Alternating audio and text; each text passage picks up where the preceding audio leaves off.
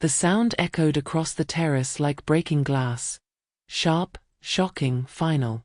26 wedding guests sat frozen, champagne flutes halfway to lips, as the sting bloomed across my cheek where my son's bride had just struck me. "Hand over the keys, Evelyn," Alyssa hissed, her wedding veil fluttering behind her like a white flag of war. "Stop playing games."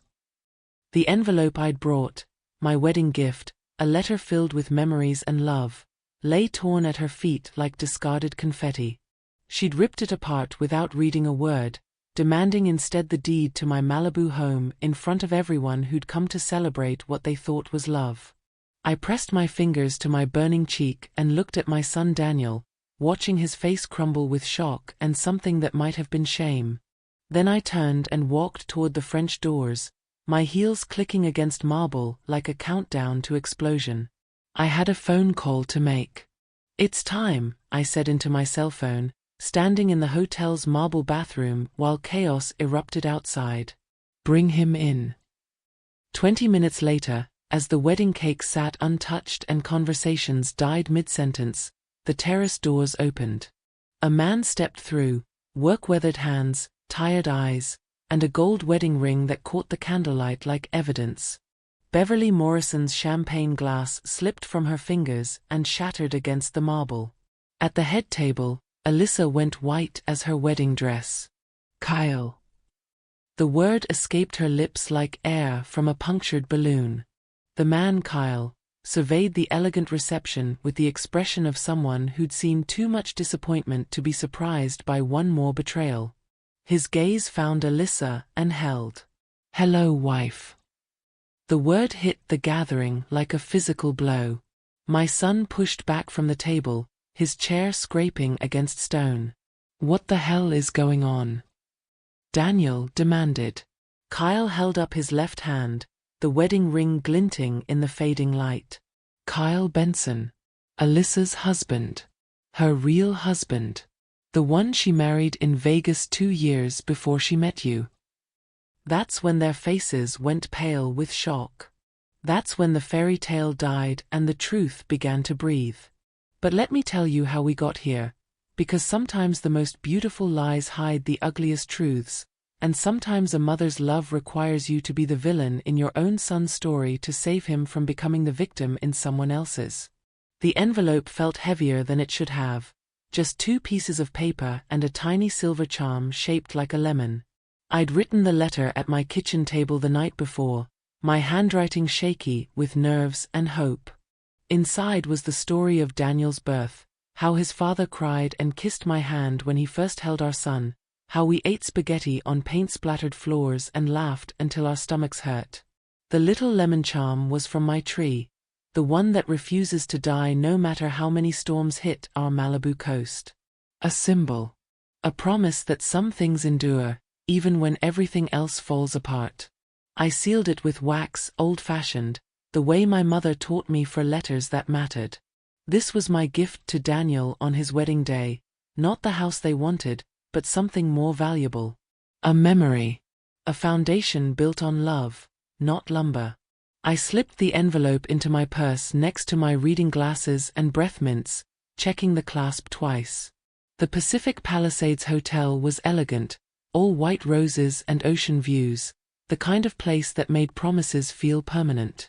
But little did I know, my words would be torn before I could even breathe. People think I'm stubborn about the house, but they don't understand what it cost me. After Richard died, sudden heart attack at 58, still wearing his work boots when the paramedics arrived, I had 2 choices: crumble or build something that would last. The Malibu house wasn't an inheritance or a gift. It was 5 years of double nursing shifts, sleeping 4 hours a night, eating peanut butter sandwiches for dinner so I could save every dollar. 5 years of choosing between new shoes and house payments, between weekend trips and my dream. The Spanish-style home sits on a cliff where the morning light hits the red tile roof like fire. There's a lemon tree in the back that Richard planted from a seed, stubborn and sweet, just like he was.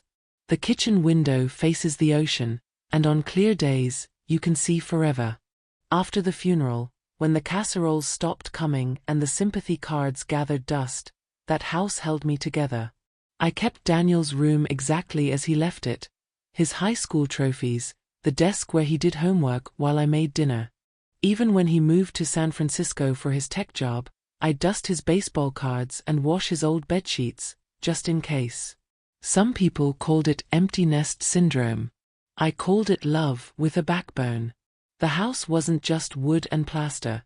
It was proof that a woman alone could build something beautiful from nothing but determination and refusal to quit.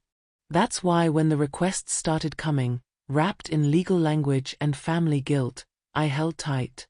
This wasn't about being difficult. This was about protecting what I'd bled for.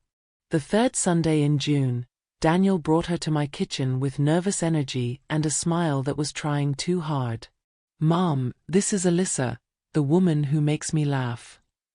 She was stunning in the way that makes other women check mirrors. Long blonde hair that caught sunlight like spun gold, skin that had never known a day of hard labor, clothes that whispered money. When she hugged me, it lasted exactly 3 seconds, no more, no less, like she timed it for maximum politeness with minimal commitment. "Your home is incredible, Mrs. Carter," she said, but her eyes were already measuring the living room, cataloging the ocean view, appraising the antique rug Richard and I had bought for our 10th anniversary. Such character. Such potential.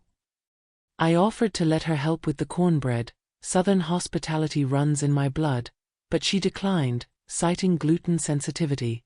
Instead, she wandered my kitchen like a prospective buyer, touching my grandmother's mixing bowls, flipping my wooden spoons, commenting on the vintage charm of my 1970s tile backsplash.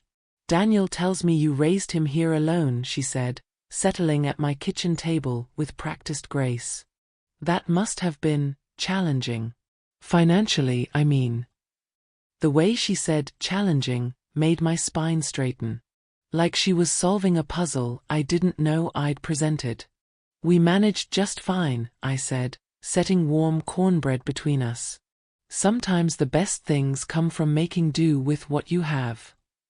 She smiled, perfect teeth, perfect lipstick, but it didn't reach her eyes. "Oh, absolutely. Though it's nice when you don't have to make do anymore, isn't it? When family can help family." Daniel squeezed her hand and looked at me with hope that broke my heart a little. He'd always been trusting my boy, believing the best in people until they proved otherwise. But mothers learn to read between lines. In Alyssa's tone, in the way she touched my things, in how she called it potential instead of home, I heard something that made my chest tighten. I heard hunger. Alyssa's mother appeared at my door 6 months later like she'd been planning the visit since birth. Beverly Morrison, silk blouse, designer handbag, perfume that cost more than my monthly groceries. She carried herself with the confidence of a woman who'd never been told no by anyone who mattered. "Evelyn," she exclaimed, air-kissing both my cheeks like we were old friends instead of strangers. "I've heard so much about you. Alyssa just raves about your hospitality." She swept into my living room without invitation, claiming the best chair, the one that faced the ocean view, and settling in like she planned to stay. Her eyes did the same dance Alyssa's had done, appraising, calculating, seeing dollar signs where I saw memories. "Coffee," I offered, Southern manners winning over intuition. "That would be lovely." She touched my wrist with manicured fingernails. "You know, Evelyn, we both want what's best for our children. And what's best for Alyssa and Daniel is stability. Real security." Here it comes, I thought, pouring coffee into my good china. "Young couples today face such challenges," Beverly continued, her voice honeyed with false concern. "Housing costs, career pressures. They need every advantage, every foundation they can get." She paused on foundation, like it was a code word. "Alyssa mentioned what a beautiful property you have here. So much space for just one person. Have you ever considered? I mean, surely you've thought about what happens when you can't manage it alone anymore." The coffee tasted bitter suddenly. I manage just fine. Of course you do, dear. But think of Daniel's future. His children's future. Generational wealth, Evelyn. That's what builds dynasties. Dynasties. Like my son was a king instead of a kind man who used to rescue injured birds and bring them to my kitchen for healing. The children should start where they build, I said firmly. Beverly's smile never wavered, but something shifted behind her eyes. Something sharp and calculating that made me want to check the locks after she left. Well, she said, standing with fluid grace, we'll have to agree to disagree. For now. The "for now" hung in the air like a threat wrapped in cashmere. The envelope arrived on a Tuesday morning, thick and official, from Morrison & Associates Legal Services. Inside, legal language dressed up what Beverly had been too polite to say directly. They wanted my house. Quitclaim deed transfer request, the header read. Below that, paragraph after paragraph of legalese that boiled down to, sign here, give up everything, trust that your son's new family will take care of you. To facilitate intergenerational wealth planning and ensure optimal asset allocation for the benefit of all parties. I read it twice, then set it on my kitchen table and stared at the ocean. Waves crashed against the cliff below, patient and relentless, the way they had for millions of years before me and would for millions after. Richard used to say you could tell a person's character by how they treated those who had something they wanted. Beverly's request was wrapped in concern for my well-being, but the message was clear: give us the house now, while you can still sign the papers. I thought about Daniel, my trusting boy who'd always believed the best in people. I thought about Alyssa's measuring eyes and Beverly's sharp smile. I thought about the 5 years I'd worked myself to exhaustion to buy this sanctuary. Then I walked to the fireplace, crumpled the letter, and fed it to the flames. The paper curled and blackened, legal threats turning to ash. But I knew this wasn't over. Beverly Morrison didn't strike me as the type to accept no gracefully. I was right. 2 weeks later, another letter arrived. Then another.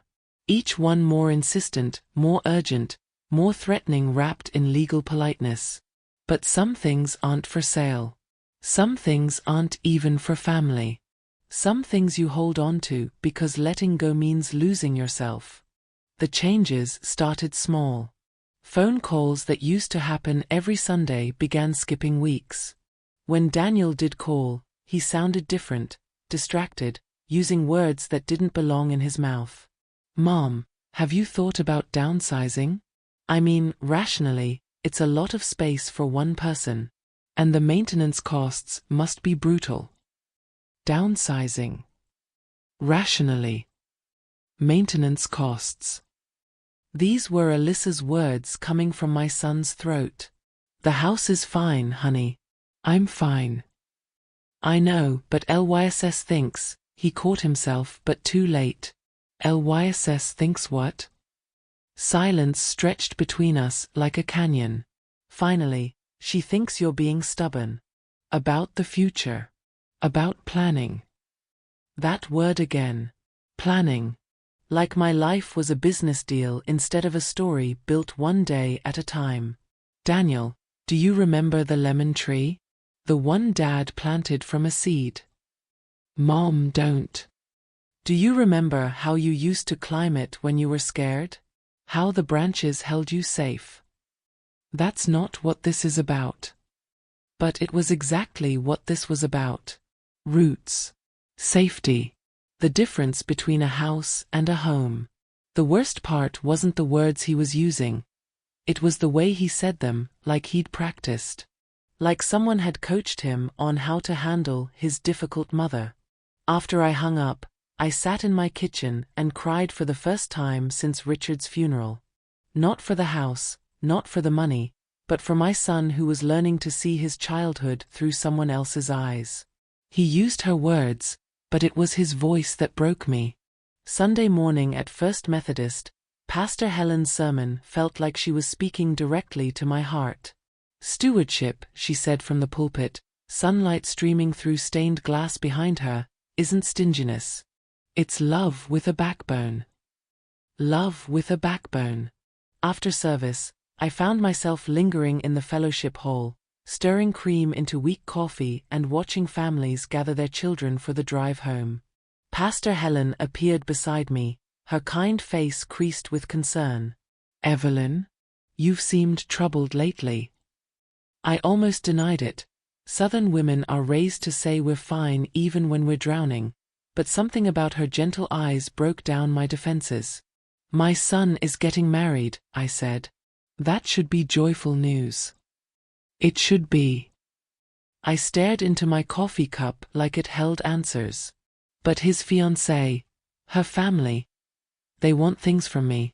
Important things." Pastor Helen nodded slowly. "And you're wondering if love means giving them what they want?" I raised him to be generous. Kind. But generosity without wisdom is just foolishness, isn't it? She was quiet for a long moment, watching a grandfather chase his giggling granddaughter around the coffee table. "Evelyn, sometimes the most loving thing we can do is refuse to enable someone's worst instincts. Sometimes protecting what we've built isn't selfishness, it's stewardship." Love with a backbone. That phrase echoed in my head all week. When another letter arrived from Beverly's lawyer, I didn't throw it in the fire. Instead, I made 2 phone calls. First, to my attorney, to discuss something called a revocable trust. Second, to Marvin Ruiz, the private investigator Pastor Helen's cousin had recommended. "I don't want a witch hunt," I told him. "I just want the truth." Because love with a backbone sometimes means shining light into dark places, even when, especially when, you're afraid of what you might find. Marvin Ruiz arrived at my door precisely at 2 o'clock, carrying a leather briefcase that had seen better decades and wearing the kind of unremarkable gray suit that helped him blend into backgrounds. He was shorter than I'd expected, with salt and pepper hair and eyes that noticed everything but revealed nothing.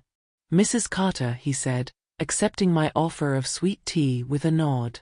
"Pastor Helen's cousin spoke highly of your discretion." I led him to my kitchen table, the one where I'd burned Beverly's letters and written my own desperate prayers.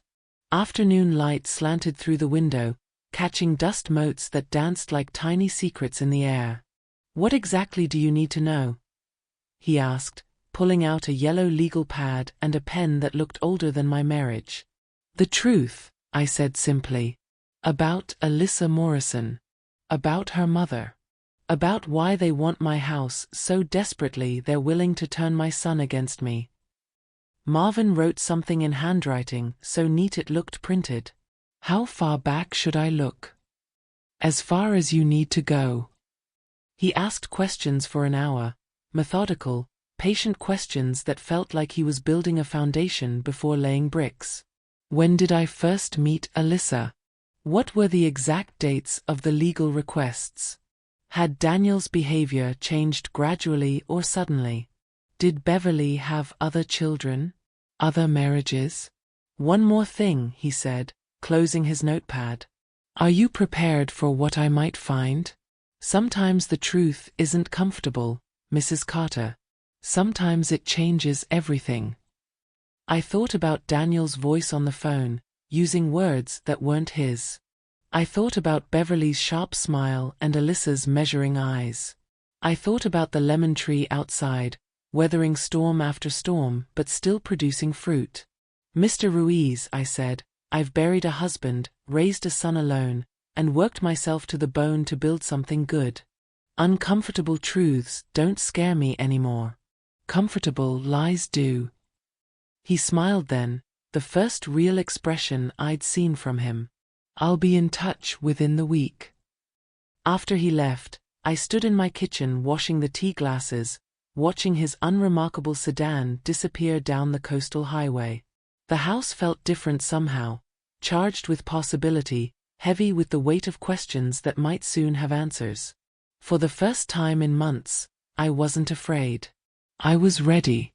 Marvin's call came on a Thursday morning while I was watering the lemon tree. "Mrs. Carter, I need to meet with you. Today, if possible." Something in his tone made my chest tighten. Bad news. Complicated news. "I'll let you decide if it's bad." He arrived with a manila folder thick enough to choke a horse and the same unreadable expression I remembered from our first meeting. This time, he declined the sweet tea. "I started with public records," he said, spreading photographs across my kitchen table like tarot cards. "Property transfers, business filings, tax liens. Your instincts were correct, Mrs. Carter. There's a pattern here." The first photo showed Beverly Morrison outside a Newport Beach law office, shaking hands with a man in an expensive suit. The second showed Alyssa at a coffee shop, sliding an envelope across a table to someone I didn't recognize. "Beverly's been involved in 3 real estate schemes in the past 5 years, Marvin continued. "Always the same pattern. Her daughter befriends someone with valuable property, they push for marriage or partnership, then pressure for asset transfer." My hands went cold. 3 times. James Whitmore in La Jolla, divorced, lonely, owned a beachfront restaurant. Alyssa dated him for 8 months, pushed for marriage, wanted him to add her to the deed. When he refused, she disappeared. Robert Chun in Carmel, recent widower, owned a vineyard. Same pattern. Same outcome. He slid a bank statement across the table. "This is Beverly's business account. Notice the deposits? They coincide exactly with the relationship timelines. Someone's been paying her for these introductions." The numbers blurred as I stared at them. 50,000 here, 30,000 there, amounts that spoke of serious planning, serious money behind this operation. "There's more," Marvin said gently. "The marketing startup Daniel left his job to join? It doesn't exist. No business license, no tax filings, no office address. It's a fiction designed to isolate him, make him financially dependent." I pressed my palms flat against the table to keep them from shaking. "My son thinks he's building a life with someone who loves him. Mrs. Carter. And she's been planning to rob him blind from day one." Marvin's expression softened slightly. "I'm sorry." But the last file he slid across the table left me frozen. The marriage certificate was from Clark County, Nevada. August 15, 2018. Alyssa Marie Morrison and Kyle James Benson. Her signature was unmistakable, the same elaborate loops she'd used to sign my guest book that first Sunday in June. "She's already married," I whispered. Marvin nodded grimly. "Still married. No divorce filing in Nevada, California, or any neighboring state. I ran a comprehensive search." He placed another photograph on the table. A man with tired eyes and work-worn hands, standing outside a Las Vegas diner. He looked nothing like Daniel, older, harder, with the posture of someone who'd learned to expect disappointment. Kyle Benson, 34, construction worker, currently unemployed. He's been looking for Alyssa for 6 months. Seems she told him she was going to California to secure financing for a business venture. She promised to come back for him. The room spun slightly. Does he know about Daniel? Not yet. But he's been asking questions, posting on social media, trying to track her down. He thinks she abandoned him. He has no idea she's planning to commit bigamy. Bigamy. The word sat on my tongue like poison. My son was about to marry a woman who was already someone else's wife, in a ceremony that would be legally meaningless and morally devastating. "There's more," Marvin said, producing a final photograph. Alyssa and Kyle at what looked like a casino buffet, their heads together over legal documents. "This was taken last Christmas. She was still with him while she was courting your son." I stared at the photos until they blurred together. My son's trusting face, Alyssa's practiced smiles, Beverly's calculating eyes, this stranger Kyle who thought his wife had simply run away. What kind of person does this? I asked. Marvin gathered the photos carefully. The kind who sees people as transactions. The kind who believes love is just another commodity to be bought and sold. He was quiet for a moment, then added, "Mrs. Carter, you have enough here to stop the wedding. To protect your son. But it won't be easy. They'll say you're jealous, controlling, that you hired a PI because you can't let go." I thought about Daniel's voice on the phone, defending Alyssa's honor. I thought about how he'd react when I told him the woman he loved was living a lie built on his trust. "Can you find Kyle?" I asked. "Already have. He's in Vegas, working odd jobs, sleeping on a friend's couch." "Why?" I looked out at the ocean, at the waves that had been wearing down cliffs for millions of years, patient and relentless and unstoppable. "Because the truth has a face," I said. "And it's time my son saw it." The lawyer's office smelled like leather and old money, all dark wood and heavy curtains that blocked out the California sunshine. Margaret Holloway had been Richard's attorney, a woman with silver hair and steel in her spine who'd helped me navigate the maze of widowhood 20 years ago. "A revocable trust," she said, reviewing the documents I'd requested. "Smart move, Evelyn. This removes the property from your personal assets while keeping you in complete control." She walked me through each page with patient precision. The Malibu house would be held in trust, with me as the sole trustee and Daniel as the remainder beneficiary, but only at my discretion. No spouse, no in-law, no outside party could touch it without my explicit consent and a notarized signature. "Even if Daniel marries, even if something happens to you, the trust protects the property from claims by third parties," Margaret explained. "It's bulletproof, legally speaking." I signed each page with hands steadier than I felt. 26 pages of legal language that boiled down to one simple truth. My house was mine until I decided otherwise. "There's something else," I said, hesitating. "If someone were to marry my son under false pretenses, what would that mean legally?" Margaret's eyebrows rose slightly. "False pretenses how?" "If they were already married to someone else." Her pen stopped moving. "That would be bigamy, Evelyn. A felony in California. The second marriage would be void from the start, no legal standing whatsoever." "And property acquired during that invalid marriage?" "Would remain with the original owner. The bigamous spouse would have no legal claim to anything." She leaned back in her chair. "Evelyn, is there something you need to tell me?" I thought about Marvin's photographs, about Kyle Benson's tired eyes and the marriage certificate from Nevada. About my son who had no idea he was being played like a violin by an expert musician. "Not yet," I said. "But soon." That night, I sat in my kitchen with a cup of chamomile tea and the trust documents spread before me. The weight of secrets pressed down on me like fog rolling in from the Pacific. I knew things that would shatter Daniel's world, truths that would turn his wedding day into a nightmare. But sometimes love with a backbone meant carrying the weight alone until the moment came to set it down. I locked the trust papers in my bedroom safe, next to Richard's watch and my grandmother's pearls. Some things were too precious to leave unprotected. Some things were worth fighting for. The letter took me 3 tries to write. I kept starting with apologies or explanations, but those weren't what Daniel needed. He needed truth wrapped in love, memories that would anchor him when everything else proved to be quicksand. "My dearest son, today you marry the woman you believe will make you happy, and I pray with my whole heart that happiness finds you, real happiness, built on solid ground instead of shifting sand. I want to tell you about the day you were born, because that's when I learned what love with a backbone really means.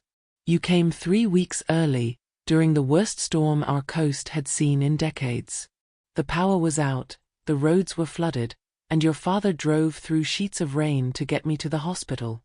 When you finally arrived, 7 pounds, 2 ounces of perfect stubbornness, you refused to cry. The doctor was worried, but I wasn't.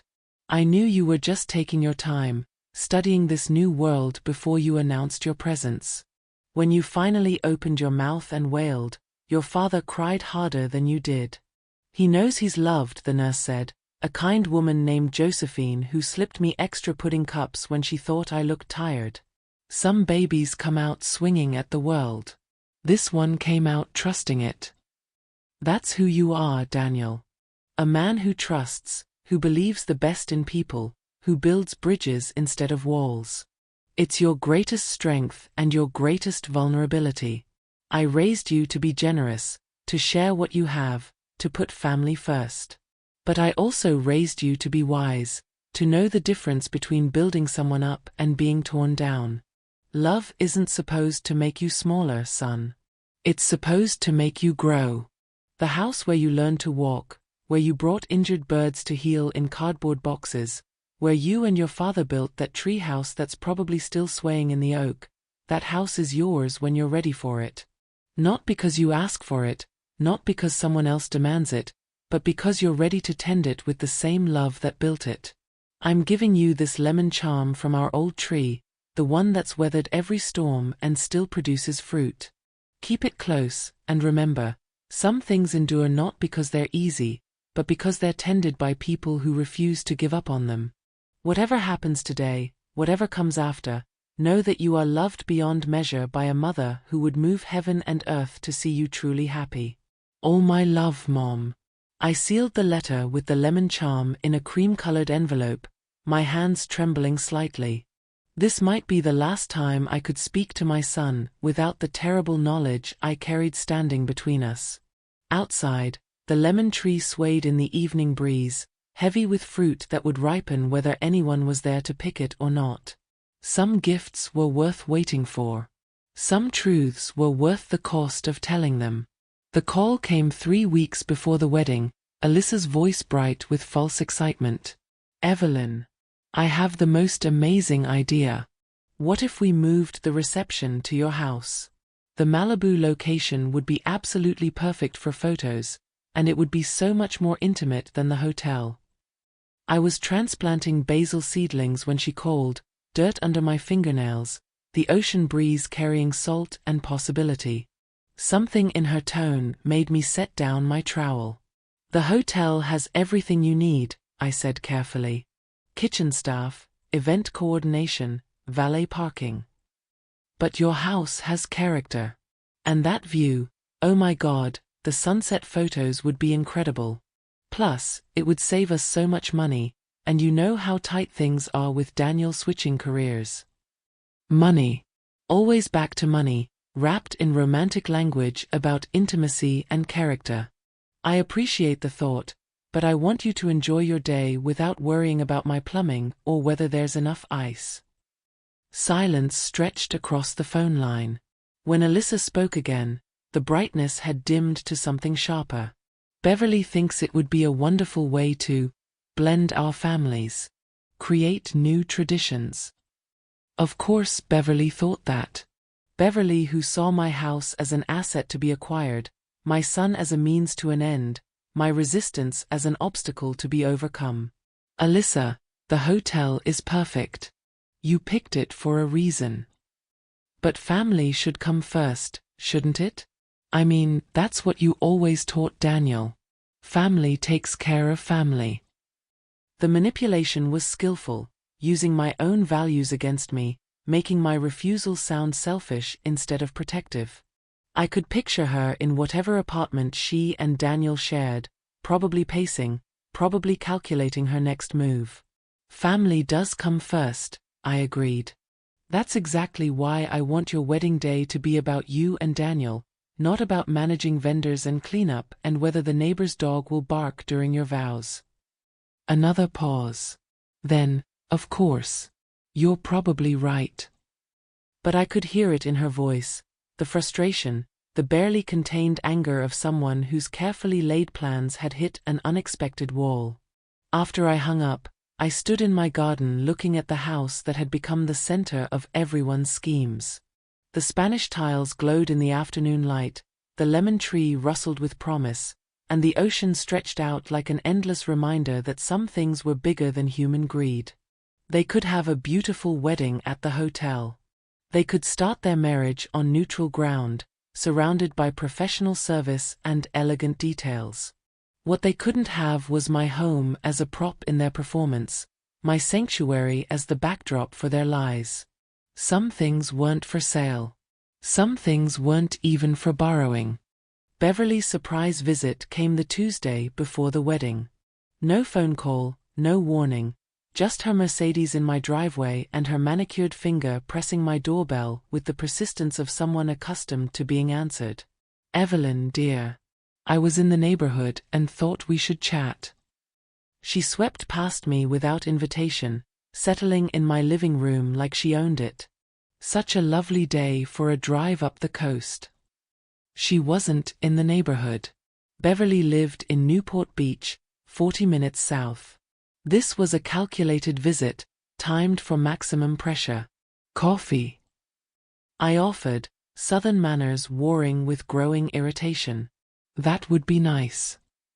She arranged herself in Richard's favorite chair, the one with the perfect view of the ocean. "You know, I've been thinking about our conversation from before.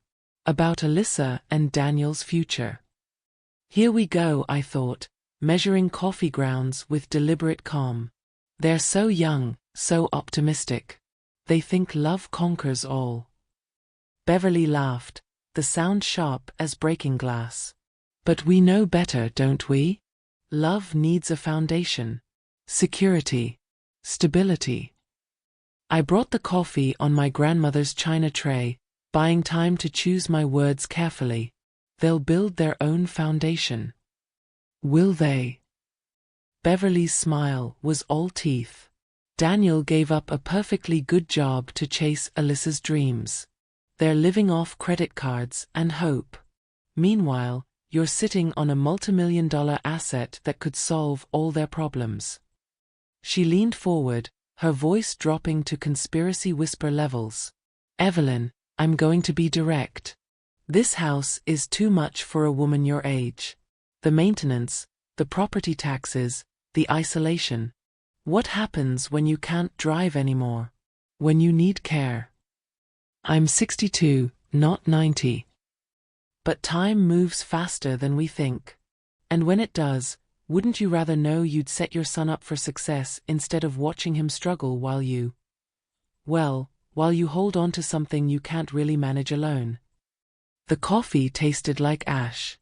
This woman was painting my future as a burden, my home as a millstone, my independence as selfishness. "The house stays with me," I said firmly. Beverly's mask slipped for just a moment, revealing something cold and calculating underneath. "That's unfortunate. Because Alyssa is going to be part of this family, whether you like it or not. And families that don't support each other, well, they tend to drift apart." The threat was subtle but clear: give us the house or lose your son. That evening, Daniel called with Beverly's words coming out of his mouth like a virus that had infected his thoughts. "Mom, maybe Beverly has a point about the house. I mean, you're not getting any younger, and LYSS and I could help maintain it. Take some of the burden off you." Burden. The word cut deep. When did my home become a burden? "That's not, I didn't mean," he sighed heavily. "Look, I just want everyone to get along. Is that so wrong? Daniel, do you remember when you were 8 and you found that injured pelican on the beach? Mom, please don't. Do you remember how we nursed it back to health in the garage, how you sat with it for hours, talking to it so it wouldn't be afraid? What does that have to do with anything? You understood then that some things need time and space to heal. That rushing them, pushing them, trying to force them into a cage because it's convenient doesn't help them. It hurts them." Silence stretched between us. Finally he said, "This is different." "Is it?" After I hung up, I stood in my kitchen looking at the photos on my refrigerator. Daniel's school pictures, family vacations, the two of us planting the lemon tree together when he was 12. In every photo, he was smiling, secure, surrounded by love that didn't come with conditions or contracts. I knew then, they wouldn't stop until they had it, or until I stopped them. The Pacific Palisades Hotel perched on the cliff like a jewel against velvet, all white stone and Mediterranean arches framing an endless view of ocean.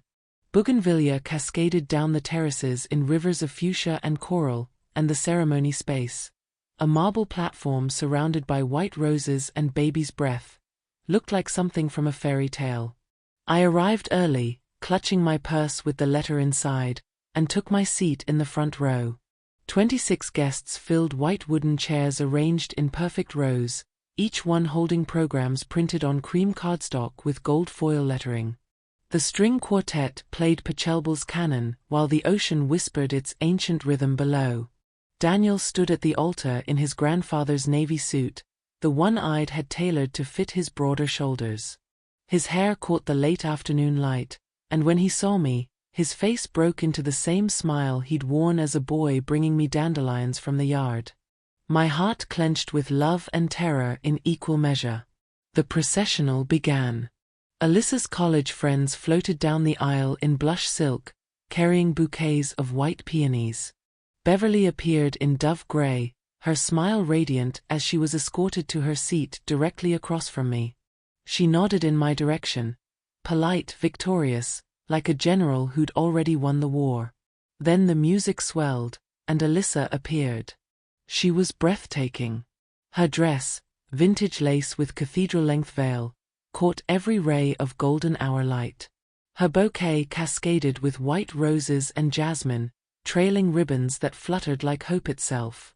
She moved down the aisle with practiced grace, her eyes locked on Daniel like he was the only person in the world. But I knew better now. I'd seen the bank transfers, the marriage certificate from Nevada, the photographs of her with another man. Every step she took felt like a lie wrapped in silk and lace. The pastor, a kind woman from Daniel's old college campus ministry, began with words about love as covenant, marriage as sacred trust, the joining of two lives into one shared story. The irony burned in my chest like acid. Dearly beloved, we gather today to witness the union of Daniel and Alyssa. Daniel's voice was steady as he recited his vows, speaking of partnership and devotion, of building a life worthy of the love they shared. His eyes never left her face, and the sincerity in his words made me want to weep. Alyssa's vows were perfectly crafted, hitting every emotional note with surgical precision. She spoke of finding her soulmate, of gratitude for the family that had welcomed her, of the legacy they would build together. Several guests dabbed at their eyes. The rings, simple gold bands that would mean nothing in the eyes of the law, slid onto fingers with all the ceremony of a sacred ritual. The pastor pronounced them husband and wife, Daniel kissed his bride, and the string quartet launched into Mendelssohn's Wedding March as rose petals rained down like confetti. Everyone applauded. Everyone smiled.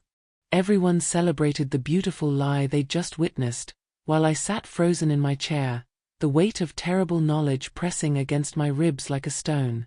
The fairy tale was perfect. It was also completely false. The reception area bloomed with candlelight and cream-colored roses, round tables set with gold chargers and crystal that caught the dying light like captured stars. A jazz quartet played softly in the corner, while waiters circulated with champagne flutes and appetizers that looked too beautiful to eat.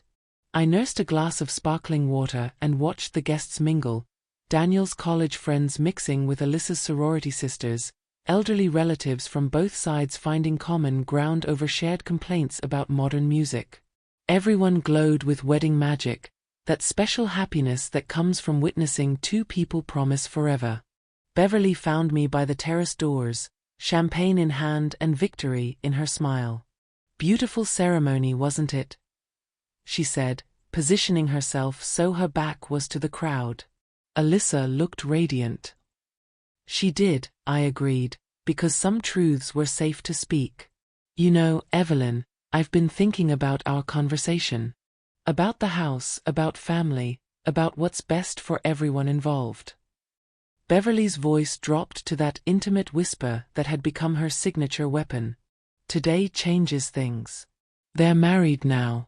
Legal partners. What affects one affects the other. I watched Daniel across the terrace, laughing at something his college roommate said, his arm around Alyssa's waist like she was his anchor in a storm. He looked happy. He looked complete. He looked like a man who had no idea his world was built on quicksand. The papers could be drawn up quietly, Beverly continued. A simple transfer, family to family. Think how good it would feel to give them this gift: security, stability, a real foundation for their future.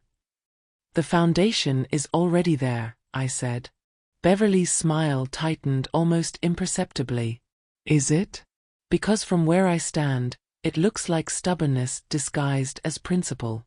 And stubbornness has a way of driving families apart.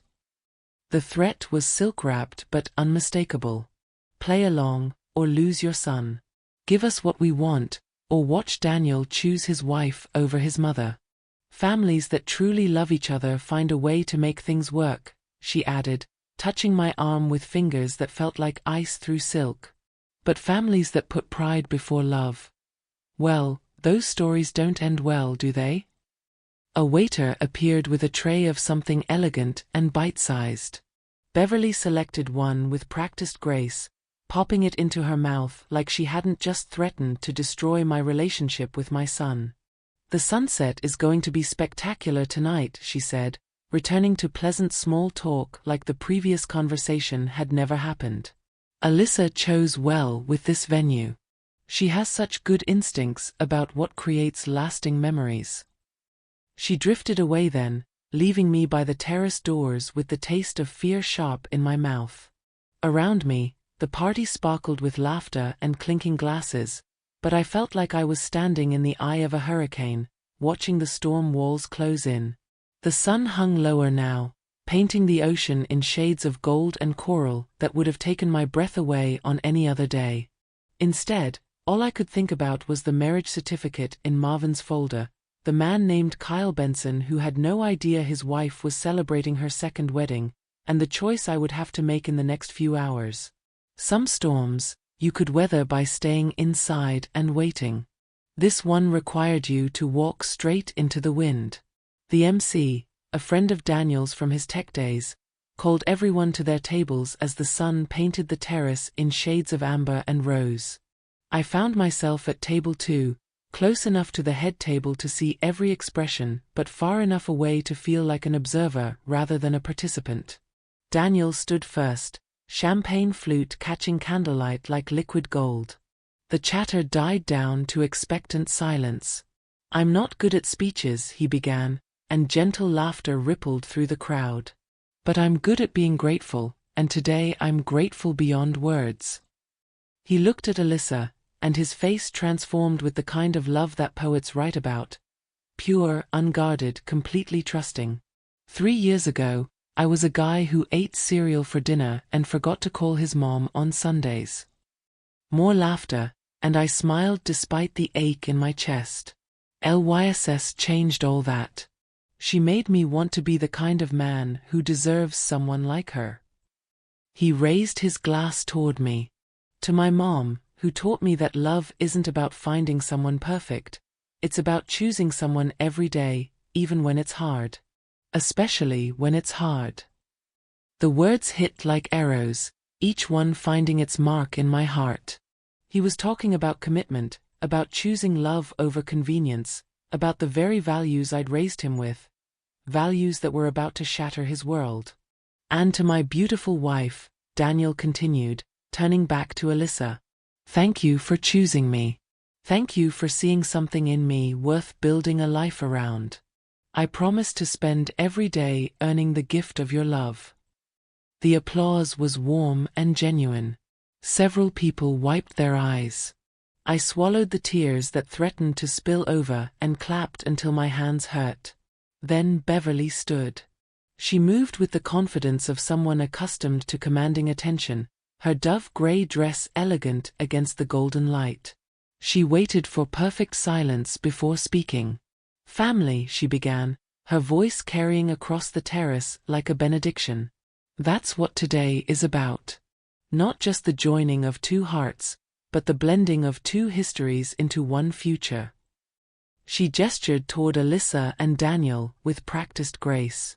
"When I look at these two beautiful souls, I see possibility. I see legacy. I see the kind of partnership that builds empires." Empires. The word made my skin crawl.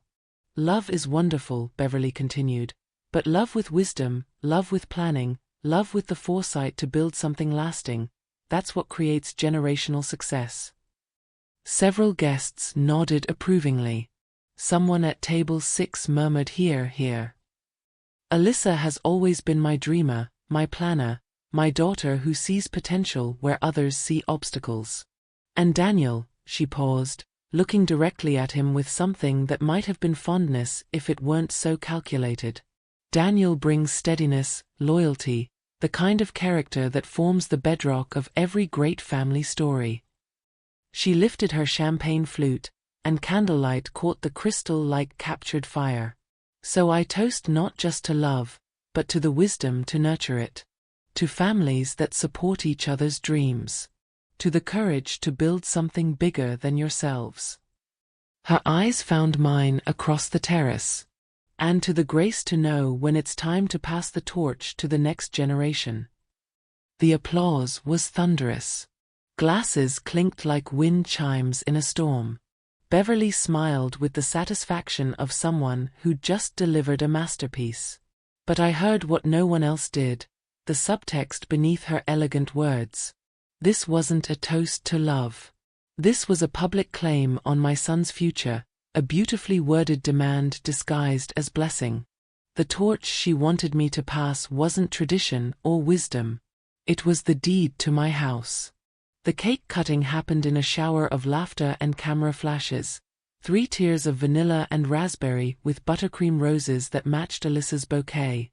Daniel fed her the first bite with the gentle care of someone handling something precious, and she wiped frosting from his chin with a smile that looked genuine enough to break my heart. Then the MC called for gifts, and my chest tightened like a fist. "Just a few special presentations," he announced, starting with something from the mother of the groom. Alyssa's eyes lit up with anticipation that felt predatory in the golden candlelight. I stood on unsteady legs, my purse heavy with the letter that suddenly felt like a weapon I didn't know how to use. "From the matriarch herself," Alyssa said, extending her hand like a queen expecting tribute. Her voice carried across the silent terrace, sweet as honey and twice as sticky. I handed her the cream-colored envelope, my fingers trembling slightly. Inside was my heart in handwritten words. Memories of Daniel's birth, stories of our years together, promises about what home really meant. Alyssa held the envelope up for everyone to see, like a magician preparing the reveal that would make the audience gasp. She slit it open with her thumbnail, and I watched her eyes scan the first few lines of my letter. Her smile faltered, then died completely. "No," she said, loud enough for the front tables to hear. Her voice carried a sharp edge that cut through the wedding magic like glass. "I don't want your words, Evelyn. I want the keys." The terrace went quiet in the way that happens right before thunder. Expectant, electric, dangerous. She held my letter up, the pages fluttering in the ocean breeze like wounded birds. "The Malibu house. The keys. Today." My mouth went dry. "Alyssa. Don't."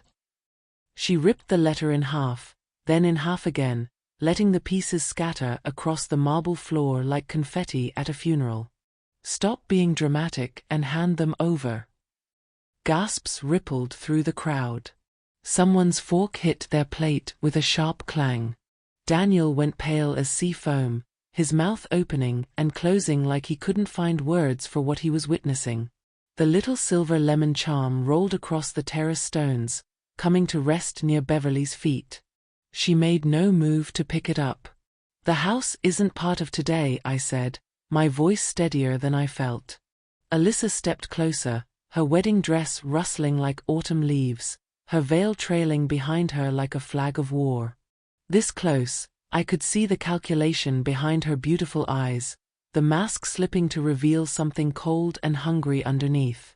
"Stop playing games," she hissed, just loud enough for the head table to hear. "You know what this is about. You know what we need." "What I know," I said quietly, "is that some gifts can't be demanded." The words hung in the air between us like a challenge. Around us, 26 guests held their breath, caught between the fairy tale they'd come to celebrate and the ugly reality unfolding in its place. Alyssa's face twisted with fury, so pure it transformed her from bride to stranger in the space of a heartbeat. Her hand flew up fast as lightning, and the sharp crack of palm against cheek echoed across the terrace like a gunshot. The sting bloomed across my face, hot and immediate. But worse than the physical pain was the sound that followed. Daniel's sharp intake of breath, my sister Joyce's horrified "oh my God," the collective gasp of people watching their beautiful evening collapse into nightmare. I pressed my fingers to my burning cheek and looked at my son, at his face crumbling with shock and something that might have been shame. Then I turned and walked toward the terrace doors, my heels clicking against marble like a countdown to explosion. Behind me, someone was crying. Someone else was whispering urgent questions. But I didn't look back. I had a phone call to make. The sound echoed across the terrace like breaking glass. Sharp, shocking, final. My cheek burned where Alyssa's palm had connected, but the physical pain was nothing compared to the silence that followed. 26 guests sat frozen in their chairs, champagne flutes halfway to lips, forks suspended over wedding cake, conversations dying mid-sentence. The string quartet's violins wavered and stopped. Even the ocean seemed to pause its eternal rhythm, waiting to see what would happen next. I touched my face where the heat bloomed red against my skin, feeling the delicate bones beneath flesh that had kissed my son goodnight for 35 years, that had whispered prayers over his scraped knees and fevered brow, that had never, not once, been struck in anger. Daniel moved first, pushing back from the head table with a scrape of chair legs against marble. "Lyss, what the hell? Don't you dare defend her," Alyssa snapped, whirling on him with veil spinning like storm clouds. "She's been sabotaging us from day one, playing the victim while she hoards what should belong to our family." Our family. As if the ceremony 20 minutes ago had erased 35 years of bedtime stories and birthday cakes, of scraped knees kissed better and report cards celebrated, of two people building a life together from nothing but love and stubborn determination. My sister Joyce half rose from her seat, her face white with shock. "Evelyn." But I held up a hand to stop her, to stop all of them. Some moments required silence to truly be understood. Some truths needed space to breathe before they could grow into action. Beverly sat perfectly still at the head table, her expression unreadable. If she was shocked by her daughter's violence, she hid it well. If anything, she looked like someone watching a chess game where the pieces were finally moving toward checkmate. The torn pieces of my letter lay scattered across the marble like snow, weeks of careful words reduced to confetti. The silver lemon charm caught candlelight near Beverly's feet, winking like a fallen star. I looked at Daniel, my son, my heart walking around outside my body, and saw him struggling between the woman he'd just married and the mother who'd raised him. His face was a map of confusion and dawning horror, love warring with loyalty, trust crumbling in real time. "Mom," he said, his voice breaking on the single syllable. "I'm so sorry. I don't know what." "I know exactly what," I said quietly, and my voice carried in the perfect silence like a bell tolling midnight. "Some people show you who they are when they think no one important is watching. Others wait until everyone is." I straightened my shoulders, smoothed my navy dress, and walked toward the French doors that led inside. My heels clicked against marble in a steady rhythm that sounded like a heartbeat, like a countdown, like the tick of a clock winding down to zero. Behind me, voices began to rise, urgent whispers, confused questions, the rustle of guests unsure whether to stay or flee. Someone was crying. Someone else was arguing in harsh whispers about what they'd just witnessed. But I didn't turn around. I didn't look back at the wedding that had just died, at the fairy tale that had collapsed into truth, at my son's face crumbling with the weight of terrible understanding. I had a phone call to make. And I walked out without a word, dialing the number that would end it all. The hotel's marble bathroom felt like a sanctuary, all soft lighting and expensive fixtures, the kind of place where even disasters could be managed with dignity. I locked the door behind me and leaned against it, my cheeks still burning, my hands shaking as I fumbled for my phone. Through the walls, I could hear muffled voices from the terrace, urgent conversations, chair legs scraping, the sound of a party trying to figure out whether it was over or just beginning. Someone was crying. Someone else was giving orders in the sharp tone people use when they're trying to control chaos. I scrolled through my contacts until I found the number I'd saved 3 weeks ago, Marvin standby. He answered on the first ring. Mrs. Carter. It's time, I said, my voice steadier than I felt. Bring him in. Are you certain? Once we do this, there's no going back. I closed my eyes and saw Daniel's face as Alyssa's hand struck mine. The shock, the dawning horror, the terrible moment when fairy tales crack apart to reveal the monsters underneath. I thought about Beverly's cold smile, about the torn pieces of my letter scattered like discarded hopes across marble stones. I thought about Kyle Benson, sleeping on a friend's couch in Las Vegas, still believing his wife had abandoned him for a business opportunity in California.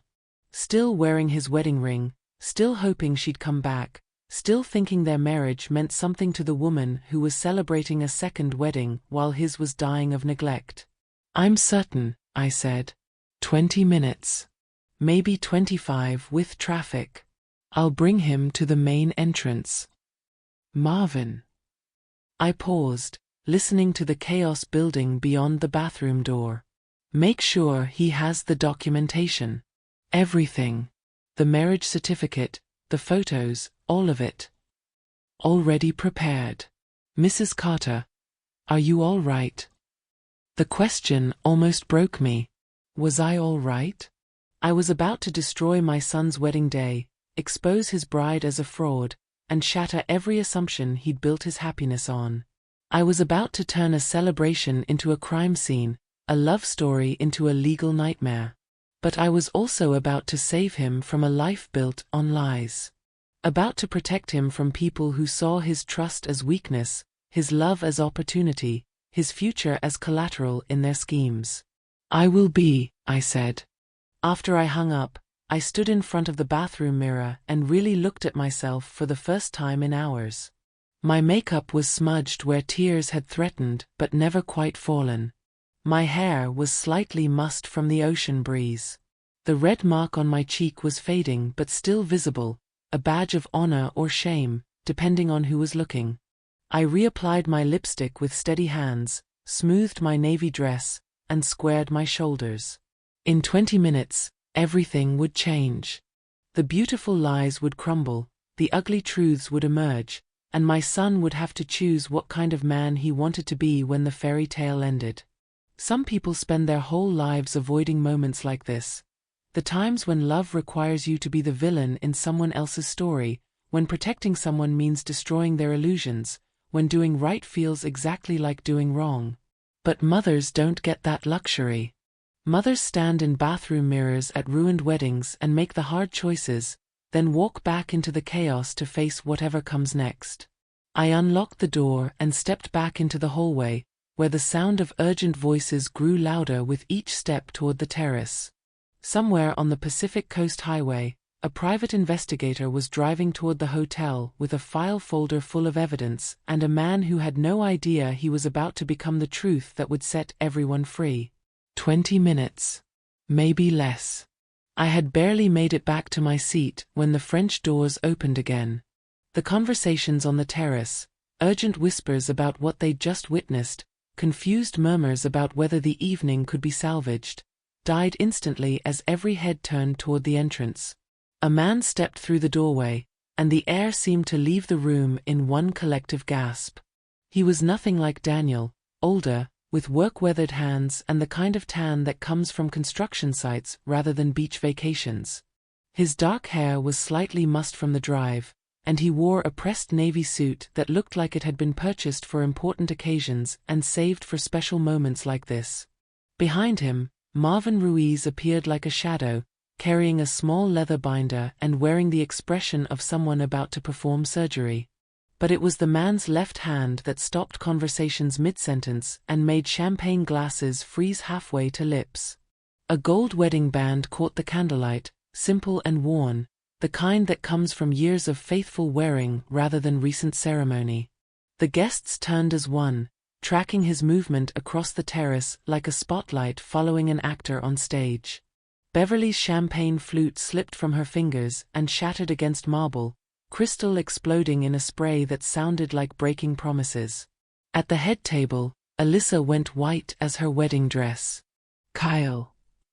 The word escaped her lips like air from a punctured balloon, small, desperate, barely audible above the ocean's eternal whisper. The man, Kyle, surveyed the scene with tired eyes that had clearly seen too much disappointment to be surprised by one more betrayal. He took in the elegant tables, the scattered rose petals, the wedding cake that suddenly looked obscene in its three-tiered perfection. His gaze found Alyssa and held. "Hello, wife." The word wife hit the gathering like a physical blow. Someone at table 4 made a choking sound. The string quartet's violinist dropped her bow. Even the waiters, frozen with trays of untouched dessert, stared like they were watching a movie instead of serving a reception. Daniel pushed back from the head table, his chair scraping against marble with a sound like breaking bones. "What the hell is going on?" Kyle's attention shifted to my son. This man who had no idea he'd just participated in a meaningless ceremony, who thought he'd married the love of his life when he'd actually been the unwitting star in an elaborate fraud. "You must be Daniel," Kyle said, his voice carrying the flat exhaustion of someone delivering bad news he'd rehearsed 100 times. "I've heard a lot about you." "I'm sorry, who are you?"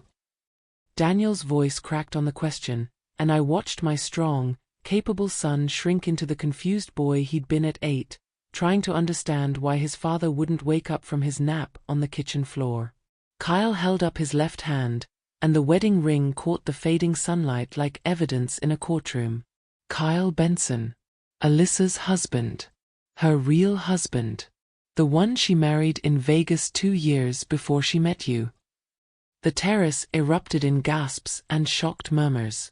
Beverly shot to her feet, knocking her chair backward. "This is ridiculous." "Ma'am," Marvin interrupted, his voice carrying the quiet authority of someone accustomed to dealing with desperate people telling desperate lies. "I'm Marvin Ruiz, licensed private investigator. Perhaps we should let the evidence speak for itself." He set the leather binder on the gift table, right next to the scattered pieces of my torn letter. The little silver lemon charm winked up at him from the marble, and he carefully moved it aside before opening the folder. Inside, white pages gleamed like accusations under the terrace lights. "Daniel," I said quietly, my voice carrying across the sudden silence. "You need to see this." My son looked at me with eyes full of betrayal and dawning horror. Not at Alyssa, not yet, but at me. At the mother who had hired a private investigator, who had orchestrated this moment, who had chosen truth over his happiness. "Mom," he whispered. "What did you do?" "What I did was love you enough to break your heart," I thought. "What I did was choose your future over your present, your soul over your comfort, your freedom over their chains." But all I said was, what needed to be done. Kyle stepped closer to the head table, and I saw Alyssa shrink back like he was a ghost she'd thought safely buried. Her veil caught the breeze and fluttered behind her like a white flag of surrender. "I've been looking for you for 6 months, Lyss," he said, and the nickname sounded like broken glass in his mouth. 6 months of wondering why my wife disappeared without a word. 6 months of thinking maybe I wasn't good enough, maybe I'd done something wrong. His voice carried across the silent terrace, and every word landed like a stone in still water, sending ripples of shock through the gathered witnesses. "Turns out, you didn't leave me. You just forgot to mention you were getting married again." The wedding was over before it had ever begun. Marvin stepped forward with the quiet efficiency of a man who'd done this before, revealed ugly truths at beautiful parties, watched lies crumble under the weight of documentation. He opened the leather binder to the first page and held it up for everyone to see. "Marriage certificate," he announced, his voice carrying clearly across the silent terrace. "State of Nevada, Clark County. August 15, 2018. Alyssa Marie Morrison and Kyle James Benson." The document was official, unmistakable, raised seal, official signatures, the kind of paperwork that didn't lie or make excuses or spin stories. It simply existed, solid and legal and damning. Daniel moved closer, his face pale as sea foam. That can't be right." "I'm afraid it is," Marvin said gently. He flipped to the next page. "Here's a copy of Kyle's driver's license from the same time period. Social Security verification. Bank records showing joint accounts that were never closed." Each piece of evidence hit like dominoes falling in sequence. Click, click, click, building an undeniable case that the fairy tale everyone had witnessed was actually a crime scene. Beverly found her voice first, shrill and desperate. "This is harassment. A setup. You can't just ambush a wedding with the truth." Marvin's tone remained professionally calm. "Mrs. Morrison, would you prefer I contacted the district attorney's office directly? Because bigamy is a felony in California. What happened here tonight," he gestured toward the altar where Daniel and Alyssa had exchanged meaningless vows, "constitutes marriage fraud." The word felony rippled through the crowd like wildfire. Someone at table 6 stood up and started gathering their purse. The photographer stopped taking pictures and backed away like he didn't want to document whatever was about to happen. Alyssa finally found her voice, but it came out as a whisper. "Kyle, you don't understand." "I understand plenty," he said, pulling out his phone and scrolling through screenshots. "I understand that while I was working double shifts to keep us afloat, you were in California playing house with someone else. I understand that you told me you were coming here for business opportunities." He held up the phone, showing text messages in Alyssa's unmistakable style. "Read them, Daniel. See what she was really thinking about your relationship."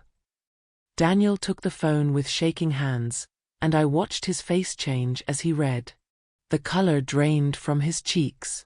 His mouth opened and closed like he was trying to find words for something that had no words. "She calls you her soft-hearted Mark," Kyle said, not unkindly but with the flat honesty of someone past the point of protecting feelings. "Says your mom's house is the golden ticket that makes all the pretending worthwhile."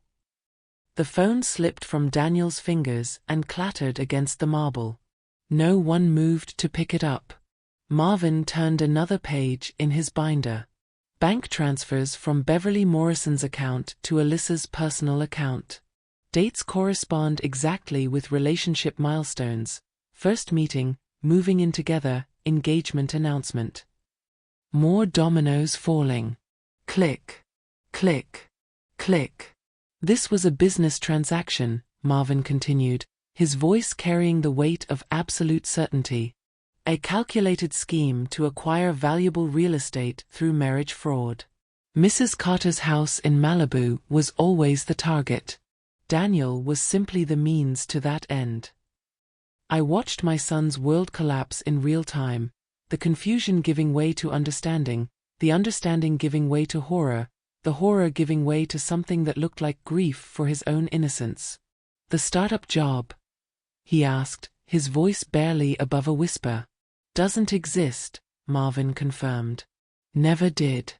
It was a fiction designed to isolate you financially, make you dependent on family assistance, create pressure for your mother to help with the house." Beverly made a sound like a wounded animal. "You can't prove." "Actually, I can." Marvin flipped to a section marked with yellow tabs. "Text messages between you and Alyssa discussing timeline, strategy, backup plans if Mrs. Carter refused to cooperate. Email exchanges with a real estate appraiser about the Malibu property's current market value." He looked up at the assembled guests, most of whom were now standing, gathering purses and jackets, clearly wanting to flee this beautiful disaster. "Ladies and gentlemen, you just witnessed an attempted felony. The ceremony that took place here tonight has no legal standing whatsoever. In the eyes of the law, Alyssa Morrison is still married to Kyle Benson and has been throughout her entire relationship with Daniel Carter." The silence that followed was absolute. No whispers, no movement, no sound except the ocean's eternal rhythm and Kyle's phone buzzing with what were probably messages from friends wondering how the confrontation was going. Daniel looked at Alyssa, really looked, maybe for the first time since they'd met. "Who are you?" he whispered. She didn't answer. She couldn't. The woman he'd fallen in love with had never existed at all. Kyle stepped closer to the head table, his wedding ring catching candlelight like evidence that refused to be ignored. The exhaustion in his eyes told a story of sleepless nights and unanswered questions, of a man who'd finally found his missing wife celebrating a second marriage she had no legal right to enter. "Tell him Lyss," Kyle said, his voice carrying the weight of betrayal that had fermented into something harder than anger. "Tell Daniel about our apartment in Vegas. About the plans we made. About the promises you whispered in my ear while you were texting him sweet messages from our bed." Alyssa stood frozen in her wedding dress, veil trailing behind her like the ghost of promises that had never been real. Her mouth opened and closed, but no words came, perhaps because there were no words that could transform a felony into a misunderstanding, no explanation that could make bigamy sound like love. "We talked about kids," Kyle continued, addressing Daniel now. "She wanted 3. Said she'd found the perfect father in me, said we'd build something beautiful together. The morning she left for California, she kissed me goodbye and promised she'd be back in 2 weeks with enough money to start fresh." He pulled out his phone and scrolled to a photo, Alyssa in a simple sundress, arms around his waist, both of them laughing at something the camera couldn't capture. They looked happy. They looked real. They looked like everything Daniel thought he'd had with her. "That was taken 6 months ago," Kyle said. 3 months after you proposed to her, Daniel. While she was wearing your engagement ring, she was still sleeping in my bed." Beverly lunged forward, desperation making her voice shrill. "Kyle, surely we can work this out. There's been a misunderstanding." "The only misunderstanding," Kyle interrupted, "was mine. I thought marriage meant something. I thought when someone promises to love and honor you, they don't disappear to marry someone else for their real estate." Marvin cleared his throat. "For the record, under California Penal Code Section 281, anyone who knowingly enters into a marriage while still legally married commits bigamy, punishable by fine and imprisonment. The ceremony performed here tonight is void. Any property acquired during this invalid union would remain with its original owner." The legal implications hit Beverly like physical blows. Her face went white as she realized that all her months of manipulation, all her legal pressure, all her beautiful speeches about family legacy had just crumbled into criminal liability. "You can't prove intent," she started. "Actually, we can." Marvin produced another document from his folder. "Text message from Alyssa to you, dated 3 weeks ago. Make sure the old lady signs the deed before the ceremony. Once it's done, Kyle can't touch California property, and Daniel will be too embarrassed to back out." The words hung in the air like poison gas. Daniel made a sound somewhere between a laugh and a sob, the kind of noise that comes when betrayal runs so deep it breaks something fundamental inside you. "You weren't even going to wait," he said, looking at Alyssa with something that might have been wonder at his own stupidity. "You were going to take the house and, what? Disappear again? Find another soft-hearted Mark in another city?" Alyssa finally found her voice, but it came out broken and desperate. "Danny, baby, you don't understand. It's complicated." "No," he said, and the word carried more authority than I'd ever heard in my son's voice. "It's not complicated. It's theft. It's fraud. It's bigamy." He looked at Kyle. "It's destroying one person's life to steal another's." Kyle nodded slowly. "I've been sleeping on my buddy's couch for 6 months, picking up construction work when I can find it, wondering what I did wrong to make my wife disappear.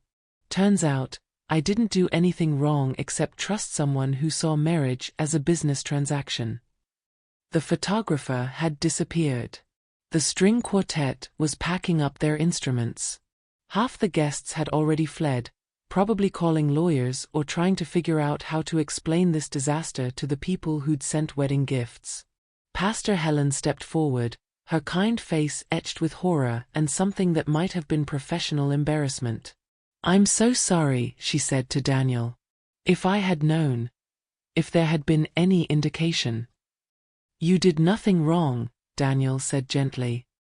"None of us did. We were all just marks in someone else's con game." He turned to look at me then, my son who had every right to be furious, who should have been screaming about private investigators and maternal interference and ruined wedding days. Instead, he said, "Mom, I'm so sorry." The apology broke my heart more than any anger could have. He was apologizing for bringing predators into our family, for not seeing through their lies, for forcing me to be the villain in his love story to save him from becoming the victim in theirs. "There's nothing to apologize for," I said. "Love makes us vulnerable. It's supposed to. That's what makes it precious." Beverly was backing toward the exit now, her dove-gray elegance turned to ash in her mouth. "This isn't over." "Yes, it is," Marvin said calmly. "It's very much over. The question now is whether you want to handle this quietly or wait for the authorities to handle it publicly." As if summoned by his words, the sound of sirens began to wail in the distance. Someone had apparently decided this was a matter for law enforcement rather than family drama. Kyle looked at Alyssa one last time, and I saw 24 months of marriage dissolve in his eyes. "I'll be filing for divorce as soon as I get back to Vegas. And LYSS? Don't ever contact me again." He turned to Daniel and extended his hand. "I'm sorry you got caught up in this. You seem like a good man. You deserve better." Daniel shook his hand, two men united by the same woman's betrayal. The wedding was over before it had ever begun. The sirens were getting closer now, their wail cutting through the ocean breeze like a knife through silk. Most of the guests had fled, leaving behind half-eaten cake and abandoned champagne flutes that caught the dying light like evidence of a party that had died a violent death. Daniel stood in the wreckage of his wedding day, still wearing his grandfather's navy suit, still carrying the weight of promises that had turned to ash in his mouth. He looked at Alyssa, really looked at her, maybe for the first time since they'd met, and I watched 36 months of carefully constructed illusions crumble in his eyes. "How long?" he asked, his voice barely above a whisper. "How long have you been planning this?" Alyssa opened her mouth, but Beverly stepped in front of her like a human shield. "Daniel, you have to understand." "I'm not talking to you," Daniel said, and the steel in his voice was so unlike my gentle son that it stopped Beverly mid-sentence. "I'm talking to my wife. My fake wife. My criminal accomplice in fraud." He looked at Alyssa again. "How long?" Kyle answered instead. She started asking about your family 2 weeks after your first date. Wanted to know about your mom's house, your inheritance prospects, your relationship with money. He pulled out his phone and scrolled to more screenshots. She sent me photos of the Malibu place 3 months into your relationship. Called it the jackpot. The words hit Daniel like physical blows. I watched him flinch with each revelation, each proof that the woman he'd loved had seen him as nothing more than a key to a vault she wanted to crack open. The startup, Daniel said, not quite a question. The one you convinced me to quit my job for. Never existed, Marvin confirmed from his position near the gift table, where he was carefully photographing everything for what I assumed would be a very comprehensive police report. She needed you financially dependent, emotionally isolated. Classic manipulation tactics. Daniel's laugh was hollow, the sound of trust breaking in half. You made me feel like an idiot for calling my mom every Sunday. You said I was a mama's boy, that I needed to choose between my past and my future. He shook his head. You weren't trying to build a future with me. You were trying to steal the one my mother built without you. Alyssa finally found her voice, but it came out desperate and grasping. Danny, baby, please. You don't understand how complicated this is. My family, Beverly's business, we needed. You needed my house, Daniel said flatly. You needed my trust. You needed me to be stupid enough to believe that someone like you could love someone like me without wanting something in return. That's not true. Which part? Daniel's voice rose, carrying across the terrace and probably reaching the hotel lobby where police were likely gathering witness statements.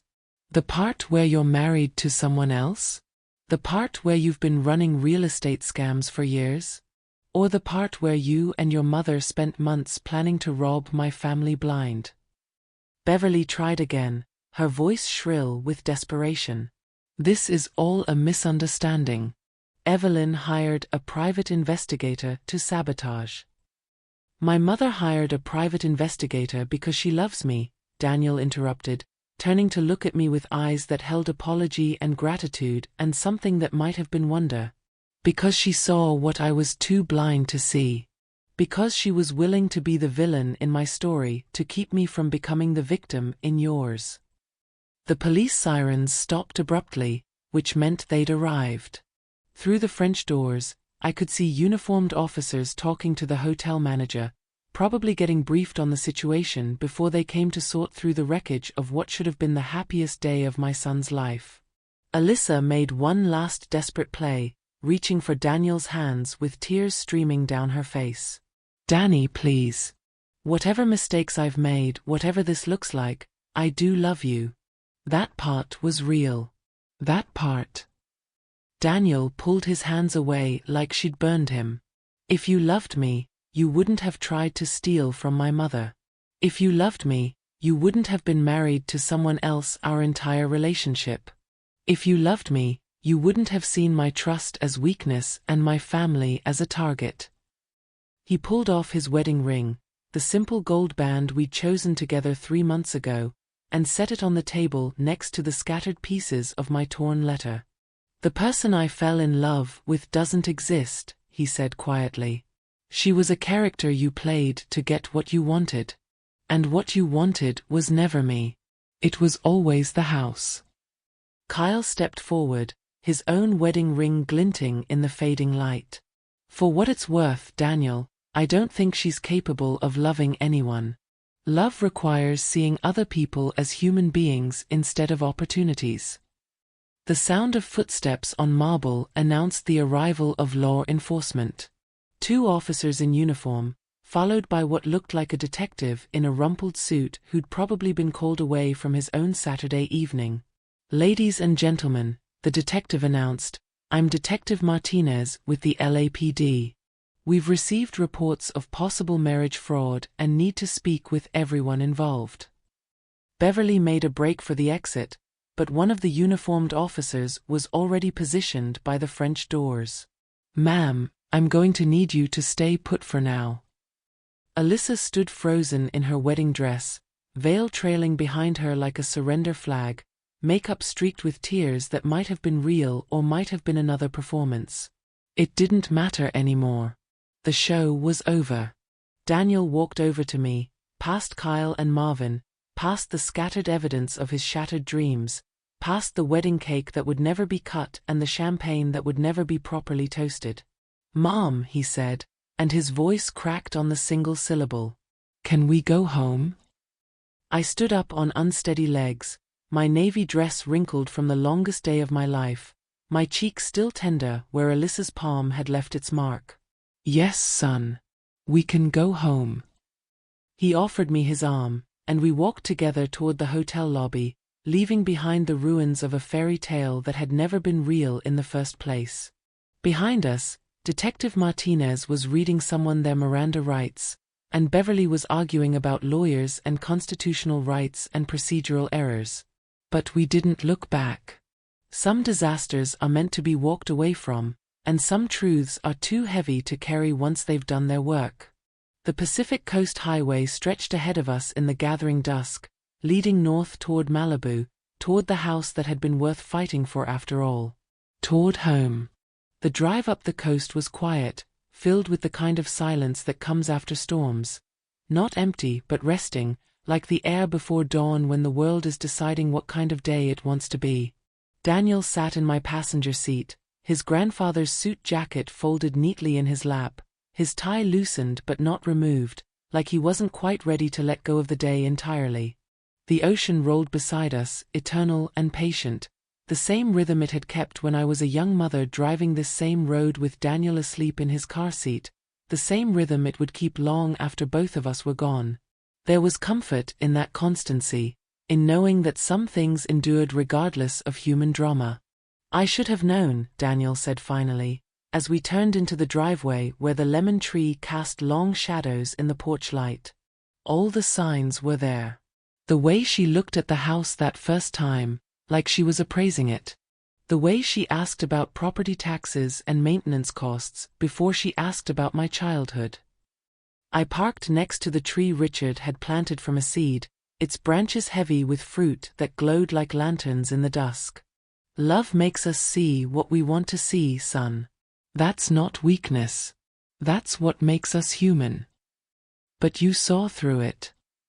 "I saw through it because I wasn't in love with her. I was in love with you."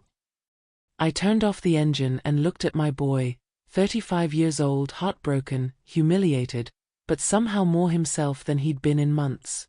Love gave me clarity about her the same way it gave you blindness. Both reactions were natural. Only one was useful.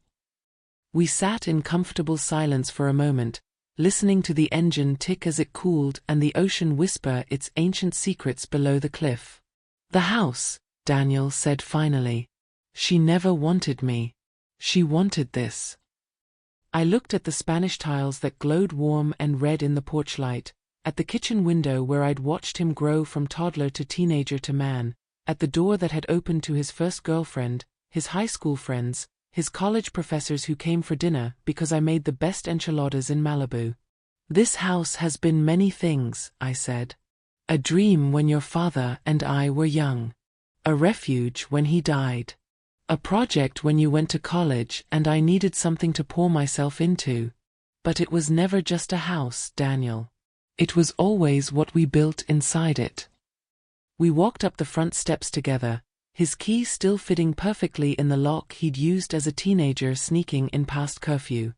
The door opened to familiar smells, the lavender sachets I kept in the linen closet, the lemon oil I used on the hardwood floors, the faint scent of this morning's coffee that seemed like it belonged to a different lifetime. Daniel stopped in the living room, looking around like he was seeing it for the first time. "I forgot," he said softly. "Forgot what?" "How peaceful it is here. How safe." He touched the mantelpiece where his high school track trophies still sat beside framed photos of family vacations and birthday parties. "I've been living in apartments and condos for years, places that were just places. I forgot what home actually feels like." I opened the kitchen windows to let in the night air, and the sound of waves filled the space like a lullaby. The basil I'd been transplanting this morning, a lifetime ago, sat in small pots on the windowsill, their leaves releasing fragrance when the breeze touched them. "Are you hungry?" I asked, because mothers feed people when the world falls apart, because the simple act of making food is how we rebuild after disasters. "Starving," he admitted. I was too nervous to eat at the thing that wasn't actually a wedding. I pulled ingredients from the refrigerator: eggs, cheese, the sourdough bread I'd baked yesterday when I still thought I'd be celebrating my son's marriage tonight.